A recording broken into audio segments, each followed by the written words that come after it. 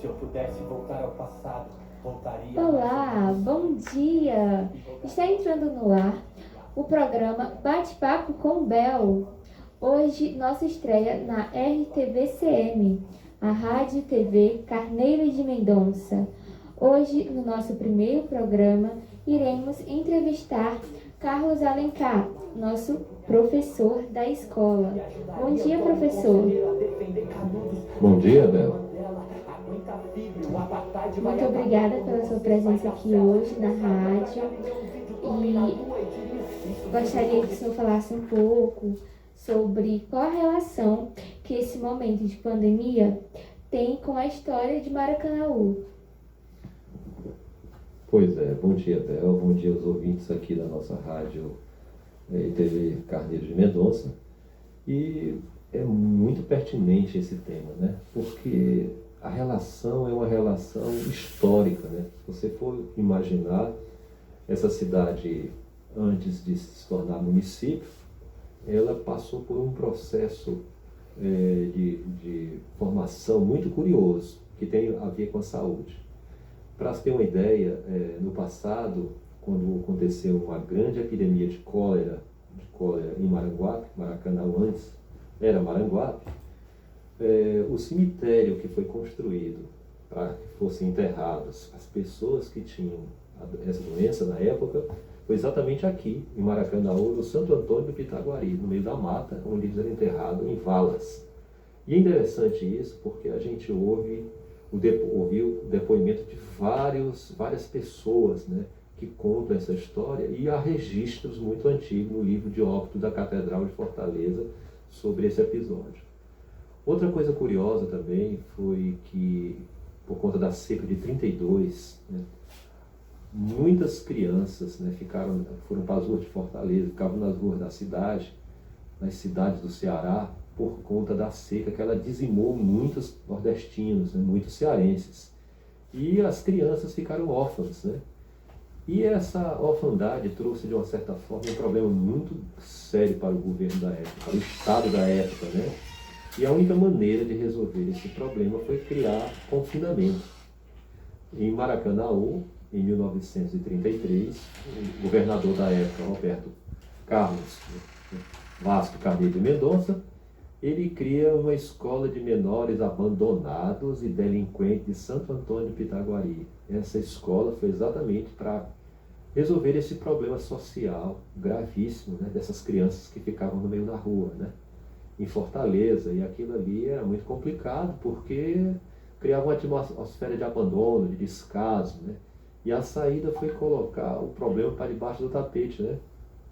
Foi construída uma escola com esse objetivo, exatamente em Maracanaú, que essa escola hoje, que nós estamos nela, é a escola que historicamente se iniciou com esse primeiro momento.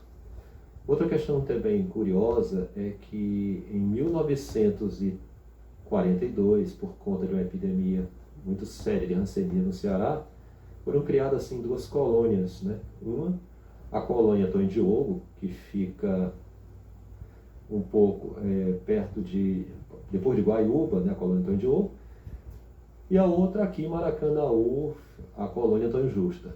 Essa colônia era para exatamente confinar as pessoas que eram acometidas da hanseníase, né? E essas pessoas ficavam isoladas, né? E vejam você que coisa curiosa, né? Era como fosse uma espécie de um apartheid, porque eles eram isolados das suas famílias também. Ficavam de tal forma isolados das suas famílias que nesse confinamento eles eram praticamente proibidos de sair desse local. E lá, muito dessas pessoas, como não tinha cura, né, o tratamento era isolar mesmo, né, parecido com o que está acontecendo hoje, né? E essas pessoas ficaram naquela área, né? E muitas dessas pessoas tiveram filhos, né, porque eram homens e mulheres naquele hospital de confinamento, que era a colônia Antônio Justa. Eles tiveram filhos, e aí criou outro problema, onde colocar os filhos dos rancenianos, né? Eles passaram a ser, criou-se o Eunice Weaver, que um outro confinamento para resolver esse problema, porque essas crianças eram apartadas de seus pais, não podiam ficar com eles, porque não tinha cura, não havia um tratamento na época, e o governo tomava essa atitude resolveu afastar essas crianças e colocar no Eunice Weaver, que era uma espécie de educandário onde essas crianças ficavam. Também, por conta de outras epidemias no Ceará, se criou em 1952 o Sanatório de Maracanaú, que também foi exatamente para confinar as pessoas que eram acometidas da tuberculose. Então você percebe essa relação. Maracanaú foi sempre tratado como um local de confinamento, de pequenos holocaustos, né? Onde as doenças eram colocadas, as pessoas gravíssimas eram colocadas exatamente aqui, né? E é interessante porque isso criou um processo assim, de estigmatização muito curioso, né? Que psicologicamente começou a afetar as pessoas. As pessoas que eram confinadas aqui eram vistas como, não como pessoas, mas como seres invisíveis, né? Como seres sem importância, né? E que eram precisos ser isolados da grande sociedade local. E durante muito tempo, em Maracanaú, eu lembro perfeitamente quando vinha o trem na estação, né, que as pessoas se arrumavam, ia ver o trem, olha que coisa curiosa, iam ver o trem chegar, e aí as pessoas que estavam no trem fechavam as suas portas, né, suas janelas, e não queriam de forma nenhuma proximidade com essas pessoas que moravam em Maracanaú. Era uma cidade segregada. Maracanaú, uma cidade segregada, era como se você vivesse um apartheid, né? Então, durante muitos anos, Maracanaú viveu isso. E esse sentimento de desaparecimento social e de anonimato social, praticamente, né? Quando Maracanaú ficou nesse contexto, começou a nascer uma certa luta, né? Para que pudesse dar visibilidade a essas pessoas que vieram morar aqui, que passaram a morar nessa cidade, que muitos ficaram enterrados aqui, nunca foram embora, e essas pessoas simplesmente começaram a perceber a necessidade de conseguir uma emancipação, né? Emancipar, sair dessa condição de confinamento, de serem estigmatizados. A ponto que se você fosse estudar em Fortaleza, ou sair para Fortaleza, e se fosse estudar uma escola em Fortaleza, se você dissesse que era de Maracanaú, você praticamente era escorraçado, né? Você era estigmatizado. Havia um preconceito muito grande pela cidade, né? Então, o grande desafio era vencer o preconceito, vencer esse estigma, né? Esse estigma de isolamento, que essa condição social foi criada pelos governos passados, criou nesse lugar, né? E até hoje o Maracanaú, de uma certa forma, sofre esse problema de pertencimento, né? As pessoas, quando você pergunta, você é de onde? Aí muitas vezes as pessoas dizem, não, eu moro no Acaracuzinho, eu moro na Pajuçara, eu moro no Timbó, eu moro no Horto, mas não dizem que mora no Maracanã, é como se nós vivêssemos num apartheid. Não há um sentimento de pertencimento. Essa cidade ela foi de uma certa forma esquartejada, né? E ser invisível, né, tem um preço muito sério, né? Por isso que as pessoas dessa cidade começaram a desencadear uma verdadeira luta, uma luta pela sua identidade local. Que identidade era essa, né? É uma identidade de se valorizar, já que não eram valorizados pelos governos passados, né? Elas resolveram desencadear um movimento para que pudessem emancipar o Maracanaú, né? E aí eu diria para vocês que o Maracanaú ele conseguiu, de uma certa forma, uma emancipação geográfica, né?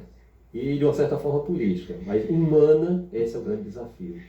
Então essa é a relação, uma relação histórica, né? Uma relação que a gente pode analisar o que passou as pessoas aqui, o que era viver numa cidade isolada, o que era viver numa cidade confinada, né? Então era um preço muito alto que os maracanauenses passavam, né? E ainda hoje, né, a gente percebe que esse quadro está tentando ser, de uma certa forma, revertido. Ele só pode ser revertido de verdade, de fato, quando as pessoas começarem a ter políticas públicas concretas, políticas públicas que possam dar dignidade, né, às pessoas que vivem nos nossos bairros em Maracanaú. Então, de uma certa forma, essa pandemia ela nos fez refletir, né, a nossa condição histórica de ter tanto passado por esses episódios, né? Para o maracanauense, isso não é nenhuma novidade, né? Aquilo que nós estamos vivendo no mundo inteiro e no Brasil e no Ceará. Nós, há muito tempo, passamos por isso. Então, assim, como professor e morador aqui de Maracanaú e nascido aqui em Maracanaú, a gente tem esse sentimento, né? Esse sentimento de militância, né? De ser um militante, de lutar pelos direitos humanos, né? Esses direitos que são de todas essas minorias que vivem nessa cidade.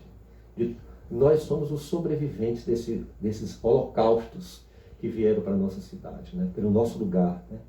Então, dar esse depoimento e ouvir também as narrativas dos vários moradores que, de uma certa forma, contribuíram demograficamente para construir esse município, é ver concretamente de que é possível ter um sonho, né? É possível ter esperança, mas é preciso lutar para que ela aconteça.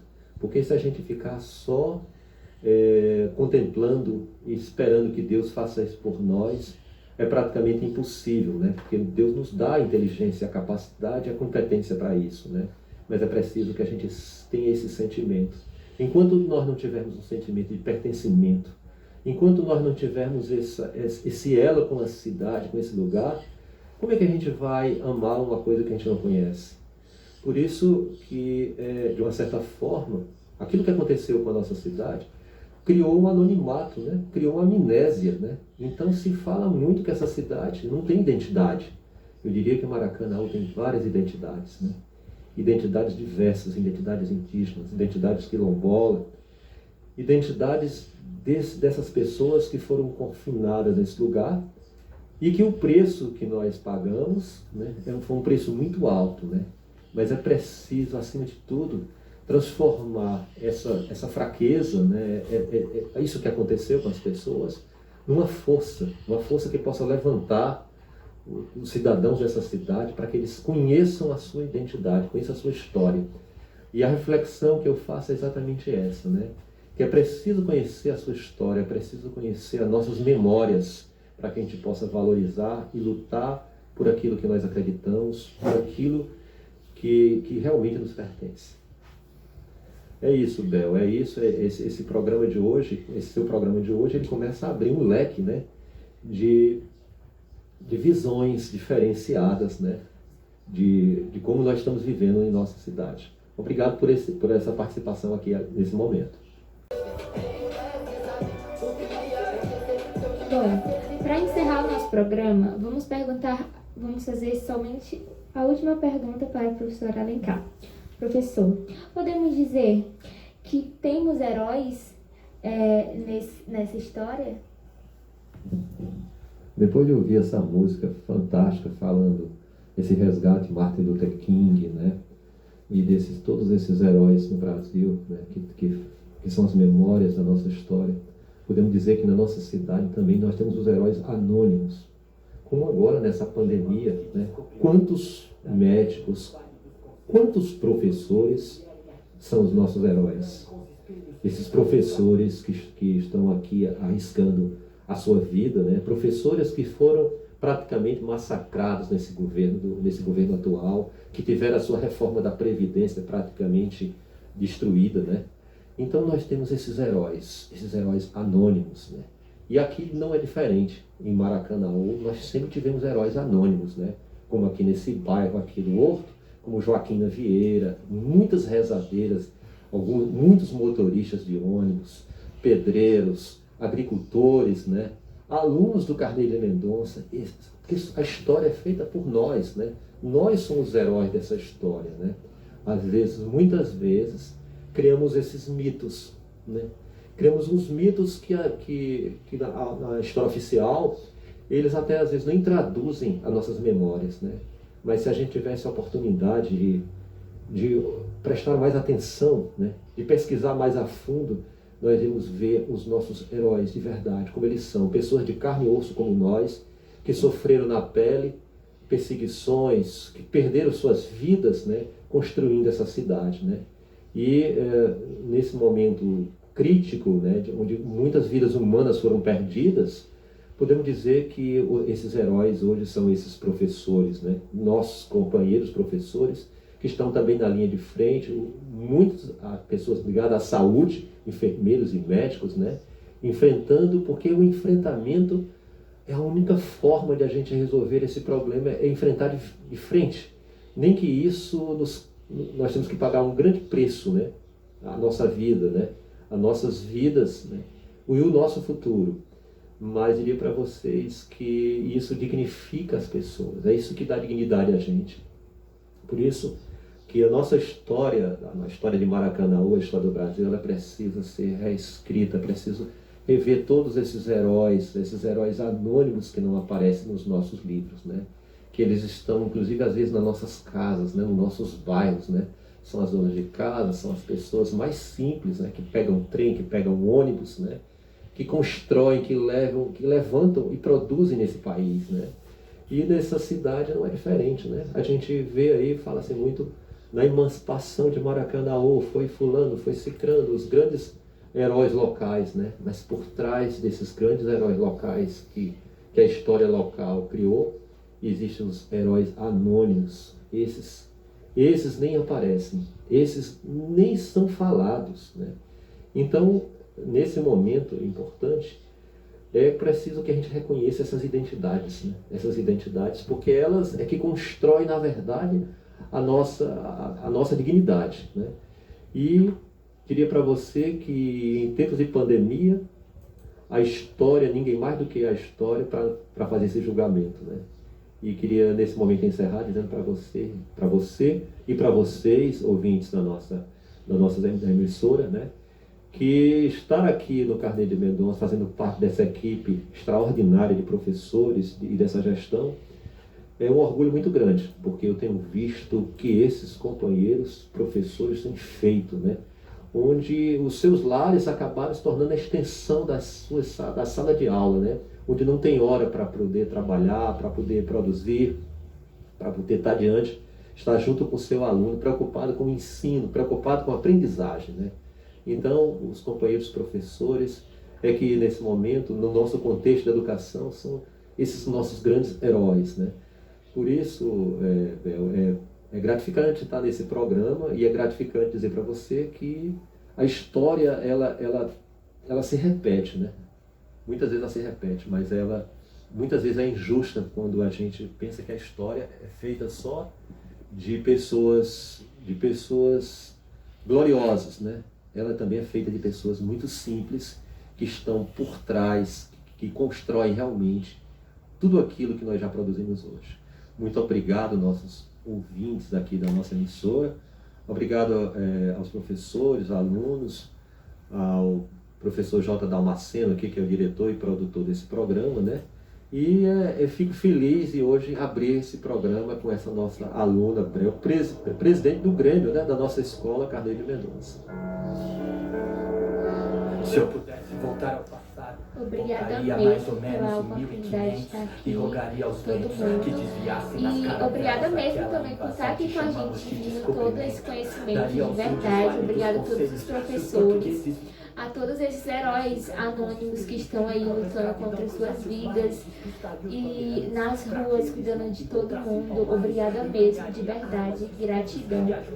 Obrigada a todos os ouvintes que esteve aqui conosco no nosso primeiro programa. Fiquem aí agora com o resto da música do Brasa e convido já vocês para participar do nosso próximo programa também aqui conosco. E é isso, obrigada mesmo. Tenham um bom dia.